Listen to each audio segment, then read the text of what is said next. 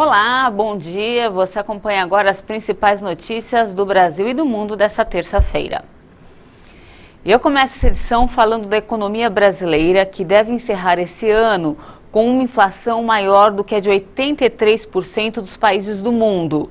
Os dados são de um levantamento do Instituto Brasileiro de Economia da Fundação Getúlio Vargas.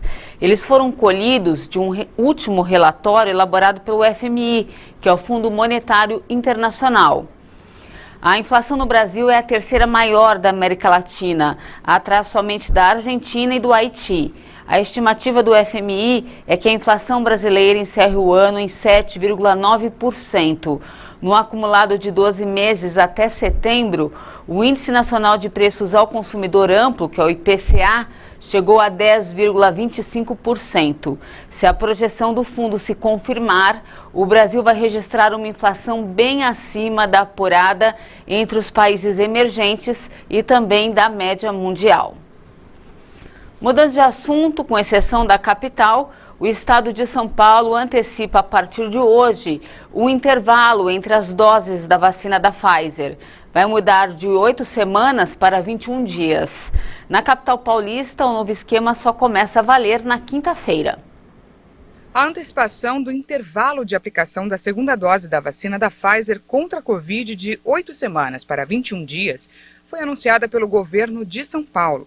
A medida vale para maiores de 18 anos que tenham recebido a primeira dose. Mas a cidade de São Paulo só vai começar a adotar esse novo intervalo a partir da quinta-feira. Segundo a Secretaria Estadual de Saúde, o novo prazo segue o indicado na bula do imunizante e vai beneficiar 2 milhões de adultos que já receberam a primeira dose.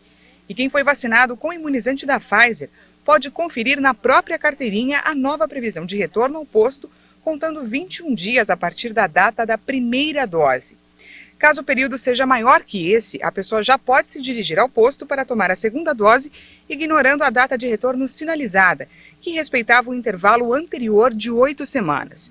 Em setembro, a gestão estadual já havia reduzido o prazo de aplicação entre a primeira e a segunda dose da Pfizer de 12 para 8 semanas, mas condicionava a nova alteração à chegada de mais doses ao estado. A vacinação para os adolescentes segue com intervalo de 8 semanas. De acordo com a Secretaria, a antecipação para o público deve ser adotada mediante disponibilização de mais doses pelo Ministério da Saúde. A partir do ano que vem, a prova de vida do INSS deve ser feita no mês de aniversário do segurado. Por enquanto, a determinação segue suspensa até dezembro. Uma portaria do Instituto Nacional do Seguro Social determinou que a partir do ano que vem a prova de vida deve ser feita no mês de aniversário do segurado. Atualmente a obrigatoriedade está suspensa até dezembro, mas a partir de 2022 ela volta a ser exigida de aposentados e pensionistas que recebem benefícios do INSS.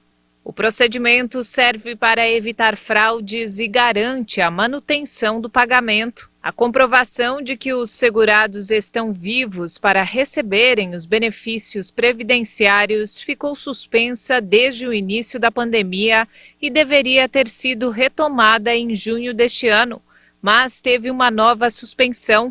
O INSS informou que os segurados não estão impedidos de fazer a prova de vida, mesmo que a obrigatoriedade esteja suspensa até dezembro. Quem não fez o procedimento desde novembro do ano passado tem novo calendário para comprovação até janeiro de 2022 para não ter o benefício suspenso.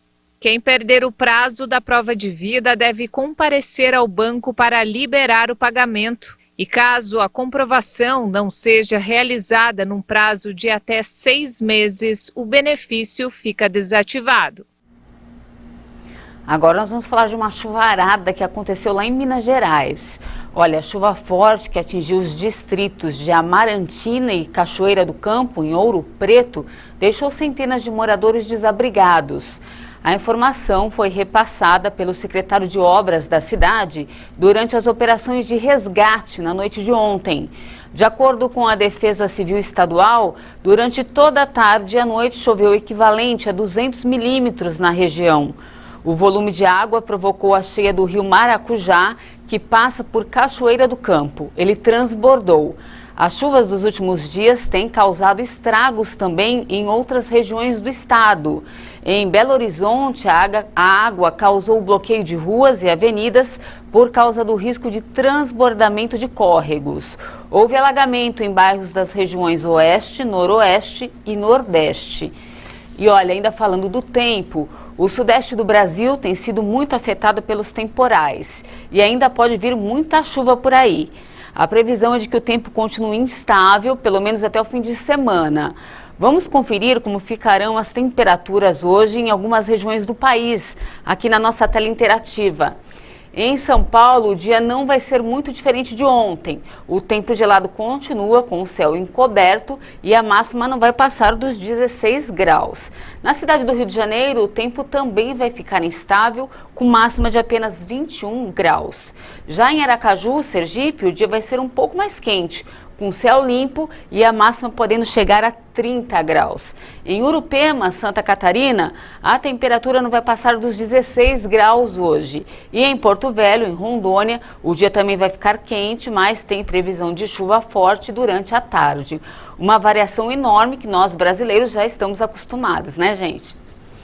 E olha, para encerrar o esporte, mesmo com protestos, a chama olímpica dos Jogos de Inverno de Pequim de 2022 foi acesa ontem, como manda a tradição. Vamos ver. Ativistas exibiram uma bandeira do Tibete durante a cerimônia na cidade grega de Olímpia e foram detidos por seguranças. Pela segunda vez consecutiva e terceira na história dos Jogos Modernos, a cerimônia tradicional aconteceu sem a presença de espectadores devido à pandemia de coronavírus. O mesmo ocorreu com a chama dos Jogos de Tóquio 2020. A chama foi acesa no final da manhã grega nas ruínas do templo antigo de Hera, berço dos Jogos da Antiguidade. Vestida como uma antiga sacerdotisa grega, a atriz Shanti Georgiou acendeu a chama de maneira tradicional, graças aos raios de sol que passaram através do espelho parabólico. A cerimônia teve a presença de Thomas Bach, presidente do Comitê Olímpico Internacional, e de representantes dos comitês olímpicos grego e chinês, além de jornalistas credenciados. A chama olímpica começou sua jornada rumo a Pequim pelas mãos do esquiador grego Giannis Antonio. Em seguida, ele passou a tocha para o patinador chinês Li Jiajun. Os pedidos de boicote aos Jogos de Pequim e os protestos contra a gestão dos direitos humanos na China, especialmente contra a minoria uigur, mas também em Hong Kong, aumentaram nos últimos dias. E essa edição fica por aqui. Muito obrigado pela sua companhia. Eu volto às 11 da manhã para tirar uma selfie, isso mesmo. Agora existe um museu dedicado exatamente para os cliques. É daqui a pouquinho, você não pode perder e eu espero você. Até mais.